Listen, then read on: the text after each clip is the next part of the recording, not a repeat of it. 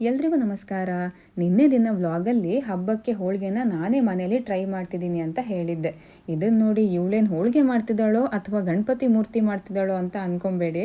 ಮೊದಲೆಲ್ಲ ಇಷ್ಟು ಕಷ್ಟಪಟ್ಟು ಹೋಳಿಗೆ ಮಾಡೋ ಬದಲು ಅಂಗಡಿಯಿಂದ ತಂದು ತಿನ್ನೋದೇ ಸುಲಭ ಅಂತ ಅಂದ್ಕೊಂಡಿದ್ದೆ. ಆದರೆ ಇಲ್ಲಿ ಇಷ್ಟು ಈಸಿಯಾಗಿ ಹೋಳಿಗೆ ತಟ್ಟೋಕೆ ಬಂದಾಗ ಇನ್ಮೇಲೆ ಯಾವ ಹಬ್ಬ ಬಂದರೂ ಹೋಳಿಗೆ ಮಾಡೋದು ಪಕ್ಕ ಅಂತ ಅನ್ನಿಸ್ತು.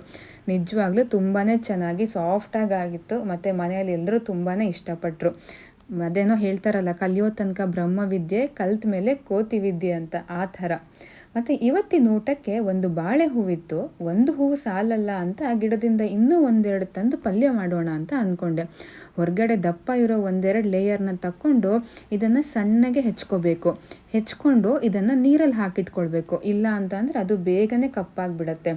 ಆಮೇಲೆ ಮಾಮೂಲಿ ಒಗ್ಗರಣೆಗೆ ಎಣ್ಣೆ, ಸಾಸಿವೆ, ಉದ್ದಿನಬೇಳೆ, ಕರಿಬೇವು, ಜಜ್ಜಿರುವಂಥ ಬೆಳ್ಳುಳ್ಳಿ, ಒಣಮೆಣಸು, ಸಣ್ಣಗೆ ಹೆಚ್ಕೊಂಡಿರೋ ಈರುಳ್ಳಿ ಮತ್ತು ಈ ಹೆಚ್ಚಿಟ್ಟಿರೋ ಬಾಳೆ ಹೂವನ್ನು ಹಾಕಿ ಸ್ವಲ್ಪ ಹೊತ್ತು ಫ್ರೈ ಮಾಡಬೇಕು.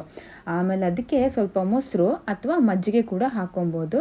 ಟೇಸ್ಟಿಗೆ ಸ್ವಲ್ಪ ಬೆಲ್ಲ ಹಾಕಿ ಉಪ್ಪು ಖಾರ ಹಾಕ್ಕೋಬೇಕು. ಇದೆಲ್ಲ ಹಾಕಿ ಒಂದು 10ರಿಂದ 15 ನಿಮಿಷ ಫ್ರೈ ಮಾಡಿದರೆ ಇದು ಚೆನ್ನಾಗಿ ಬೆಂದು ತಿನ್ನೋಕ್ಕೂ ತುಂಬ ರುಚಿಯಾಗಿರುತ್ತೆ. ಒಂದ್ಸಲ ಟ್ರೈ ಮಾಡಿ.